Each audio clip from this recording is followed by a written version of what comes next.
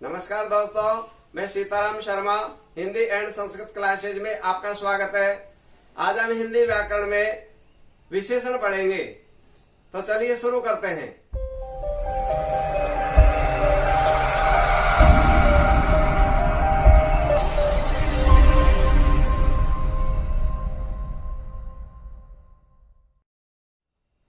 विशेषण संज्ञा एवं सर्वनाम की विशेषता बताए जाने वाले शब्दों को विशेषण कहते हैं।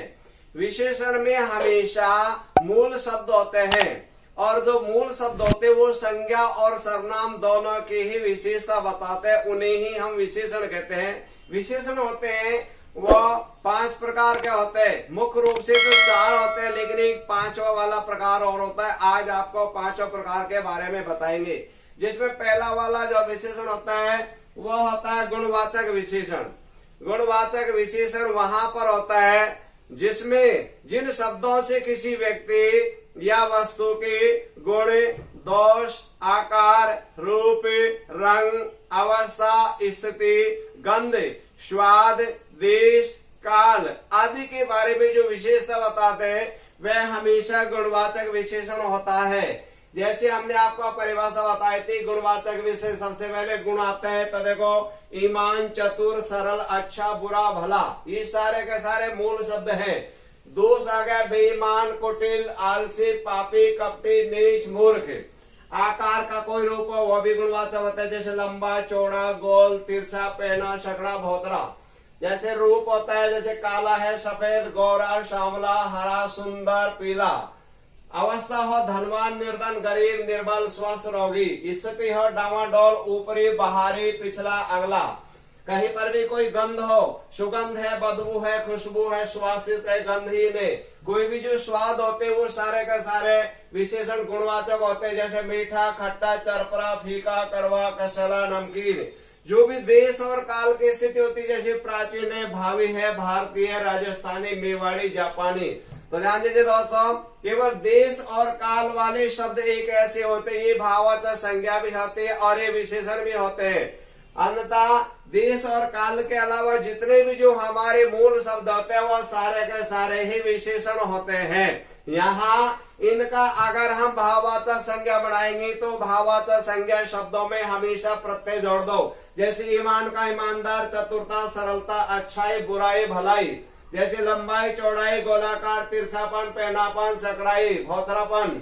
जैसे धनी, निर्धनता, गरीबी, निर्बलता, स्वस्थता, रोग। जैसे रोग। दोष में दे लो बेईमान, जैसे कुटिलता, आलसीपन, पापी यानी कपटीपन, नीचता, मूर्खता। जैसे काला से कालिया, सफेद से सफेदी, गोरा से गोरा, सांवला से सांवला, हरा से हरियाली, सुंदर से सुंदरता, पीला से पीलापन। हमारा इस प्रकार से प्रत्यय जोड़ करके और उन मूल विशेषण शब्द होते उनका भाववाचक संज्ञा बनाते हैं, तो हमेशा उनके अंत में प्रत्यय जोड़ देते। जैसे मीठा से मिठास, खट्टा से खटास, चरपरापन। जैसे फीका से फीकापन, जैसे कड़वा से कड़वाहट, जैसे कैसेला से कैसेलापन। ठीक है दोस्तों, तो हमेशा जो मूल शब्द होते हैं वो हमेशा गुणवाचक विशेषण होते हैं। दूसरा वाला जो विशेषण होता है वो होता है परिमाणवाचक। परिमाणवाचक होता है जिसमें किसी संज्ञा या सर्वनाम की माप एवं तोल के माध्यम से विशेषता बताई जाती है, वह परिमाणवाचक होता है। परिमाणवाचक 2 प्रकार के होते हैं। पहला होता है निश्चित परिमाणवाचक। निश्चित परिमाणवाचक वहां होता है जहां पर किसी तोल की मात्रा, किसी माप की मात्रा निश्चित रूप से दे दी जाती है।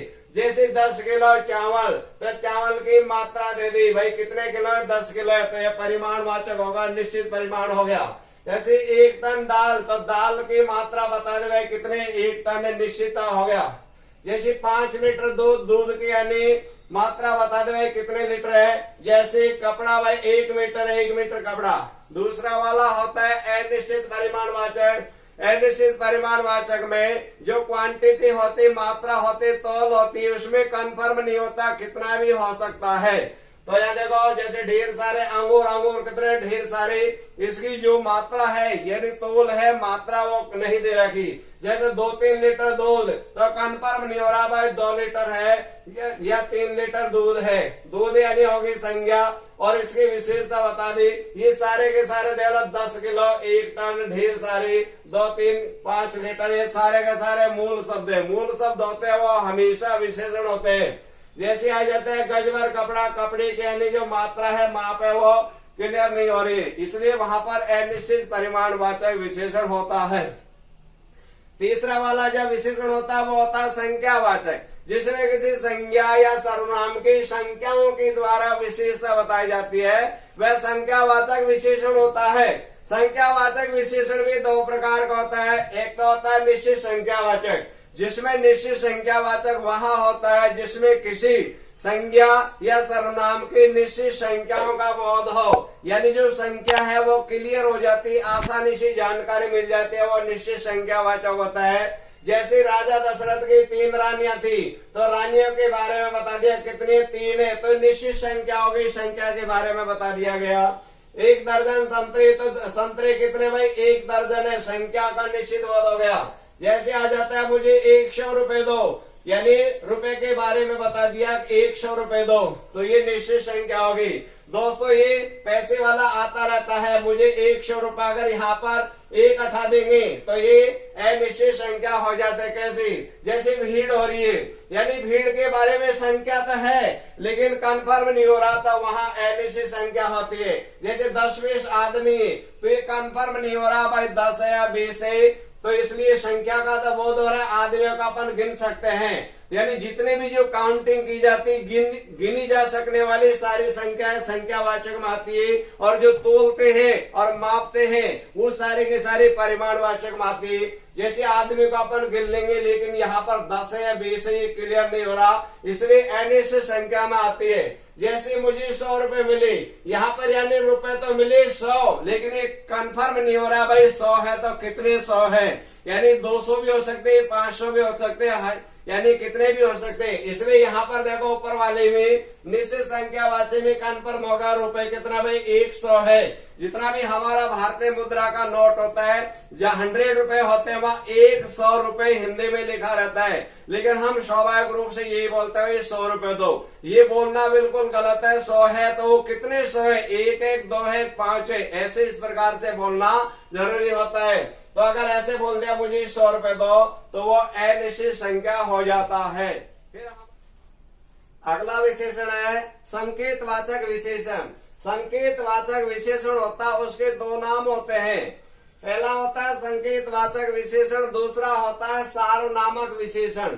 ये संकेतवाचक विशेषण वहां होता है जिसमें किसी संज्ञा या सर्वनाम की संकेत के द्वारा विशेषता बताई जाती है, वह हमेशा संकेतवाचक होता है। दोस्तों ध्यान दीजिए, संकेतवाचक विशेषण में ये शब्द आ जाते हैं जैसे इधर उधर, यहाँ वहां, ऊपर नीचे, पास दूर, दाएं बाएं, आजू बाजू, अगल बगल, बाहर भीतर अंदर।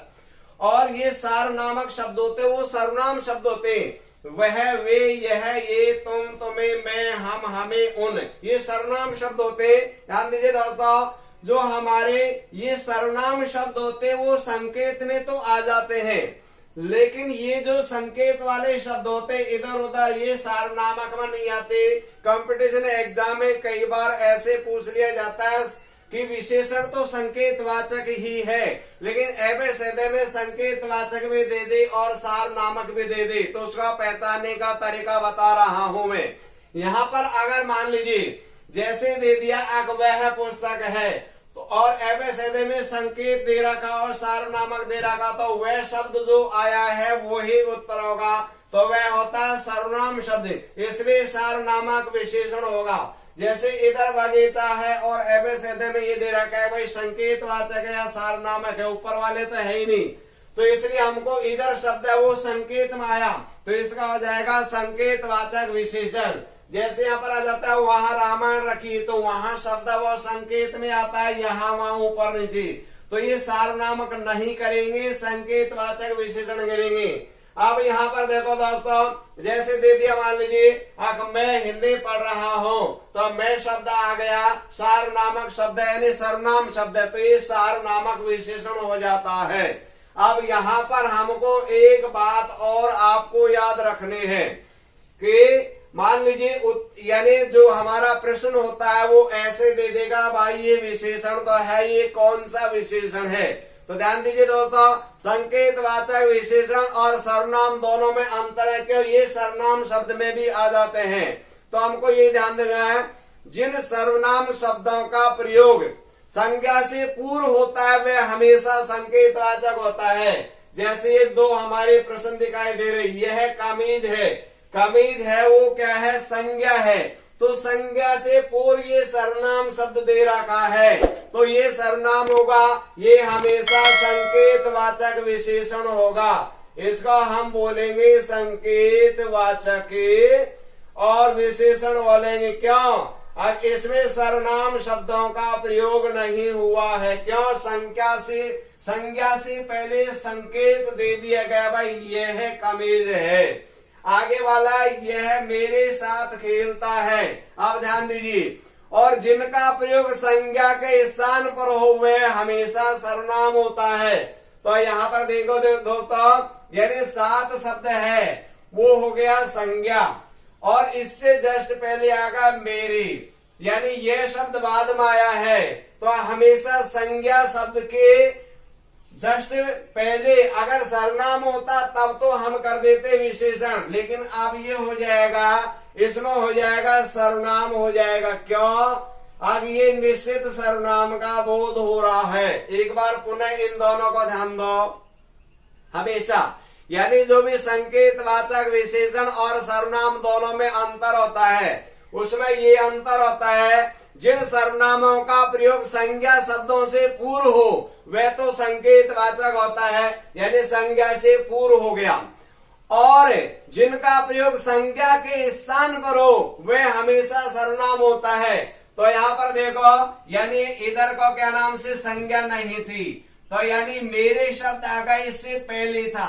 तो आपको ये ध्यान देना, अगर यह है वह इन शब्दों के बाद में और कोई हो, संज्ञा नहीं हो, तो वह हमेशा सर्वनाम कर दीजिए। और ये वाले जो सर्वनाम शब्द वह है ये तुम, तुम्हें, मैं, हम, हमें, इनके तत्काल बाद में संज्ञा हो तो हमेशा संकेतवाचक विशेषण करेंगे। क्यों? आगे संकेतवाचक विशेषण और सर्वनाम दोनों में ही अंतर हो जाता है, इस कारण से। अब हमारा यहाँ पर यानी 5वां नंबर का जो विशेषण होता है वो होता है व्यक्तिवाचक विशेषण। व्यक्तिवाचक विशेषण गुणवाचक विशेषण में से ही निकला है। व्यक्तिवाचक विशेषण वहाँ होता है वे व्यक्तिवाचक संज्ञा जिनको गुणों के आधार पर विशेषता बताई जाती है, वह हमेशा व्यक्तिवाचक विशेषण होता है। जैसे कश्मीरी से मीठे होते हैं, मीठे शब्द व गुणवाचक विशेषण है, परंतु यहाँ पर जो कश्मीर है वो है व्यक्तिवाचक संज्ञा, लेकिन कश्मीर ना कह के कश्मीरी, यानी ये कश्मीरी शब्द होगा भाववाचक, लेकिन कश्मीरी सेब होगा व्यक्तिवाचक संज्ञा। अब व्यक्तिवाचक संज्ञा की विशेषता बता दी, भाई जो सेब होते वो कहाँ के प्रसिद्ध है? भाई कश्मीरी। यहाँ पर आ जाता है अलवरे कलाकंद स्वादिष्ट होता है, यहाँ पर जो स्वादिष्ट शब्द है वो हमेशा है गुणवाचक विशेषण, और कलाकंद है वो है संज्ञा।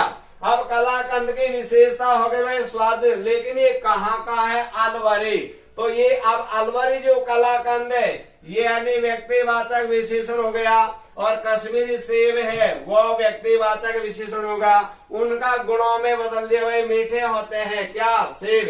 भाई कलाकंद होता है वो स्वादिष्ट होता है, यानी यहाँ भी गुण बता दिया, इसलिए व्यक्तिवाचक विशेषण हो गया। आगे है यानी वीर शब्द है वो गुणवाचक विशेषण है, और सेना है वो जातिवाचक है, लेकिन कहाँ की सेना है? भाई भारतीय सेना। तो भारत शब्द तो हो गया व्यक्तिवाचक संज्ञा, लेकिन भारतीय सेना दे दी, अब ये व्यक्तिवाचक संज्ञा होगा, भाई भारतीय सेना वीर है, तो यहाँ पर व्यक्तिवाचक विशेषण हो गया, यानी भारतीय सेना व्यक्तिवाचक है और इनके गुणों में बदल दिया गया, भाई वीरता है। जैसे आ जाता है सुंदर, यहाँ पर आ गया मूल शब्द है विशेषण है, लेकिन सुंदर क्या चीज है भाई, पगड़ी, ये संज्ञा है। अब पगड़ी कहाँ की, मेवाड़ बोलना चाहिए लेकिन मेवाड़ नहीं बोल के मेवाड़ी पगड़ी। तो जो मेवाड़ी पगड़ी है वो है व्यक्तिवाचक विशेषण, उसका गुणों के आधार पर बता दिया कि भाई मेवाड़ी पगड़ी क्या होती है, सुंदर होती है। तो ये वाले जो व्यक्तिवाचक विशेषण है वो गुणवाचक विशेषण में से ही निकाल हुआ है। दोस्तों आपको स्क्रीन पर कुछ एग्जाम में आए हुए महत्वपूर्ण प्रश्न दिखाई दे रहे हैं, इन प्रश्नों पर भी आपको ध्यान देना है।